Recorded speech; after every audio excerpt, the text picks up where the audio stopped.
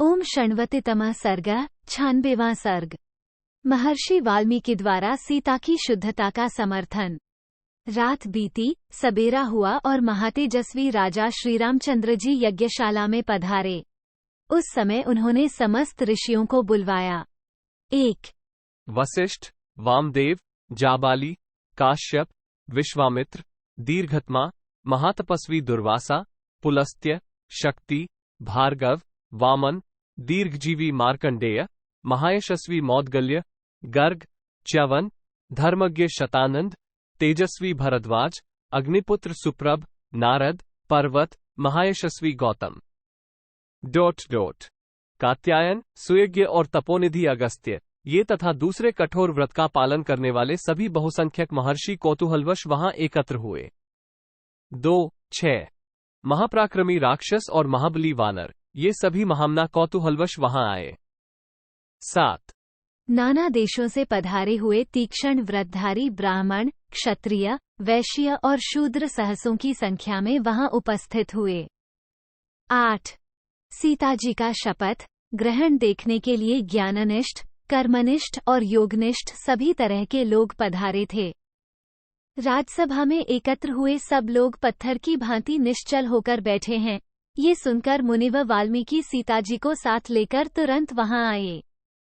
10 महर्षि के पीछे सीता सिर झुकाए चली आ रही थीं। उनके दोनों हाथ जुड़े थे और नेत्रों से आंसू झर रहे थे।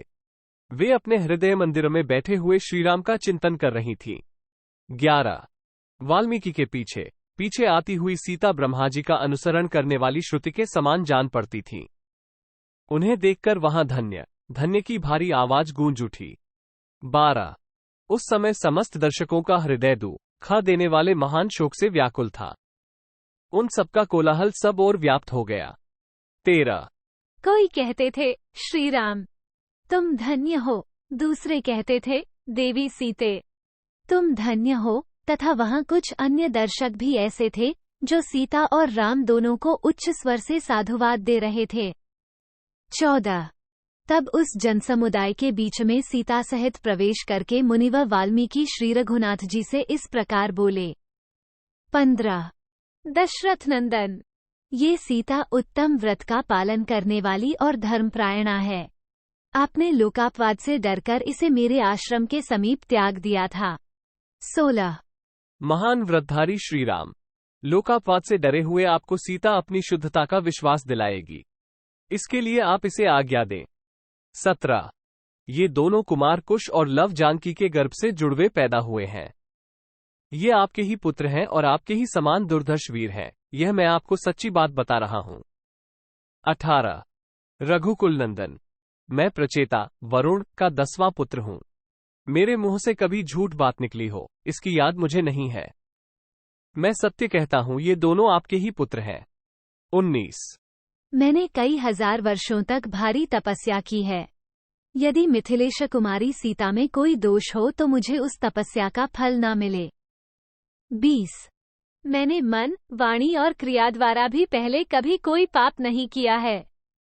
यदि मिथिलेश कुमारी सीता निष्पाप हो तभी मुझे अपने उस पाप शून्य पुण्य कर्म का फल प्राप्त हो। 21 रघुनंदन, मैंने अपनी 5 इंद्रियों और मन, बुद्धि के द्वारा सीता की शुद्धता का भलीभांति निश्चय करके ही इसे अपने संरक्षण में लिया था।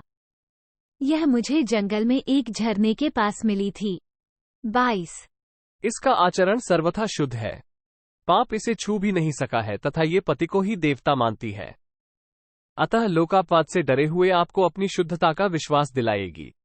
23 राजकुमार, मैंने दिव्य दृष्टि से ये जान लिया था कि सीता का भाव और विचार परम पवित्र है, इसलिए यह मेरे आश्रम में प्रवेश पा सकी है।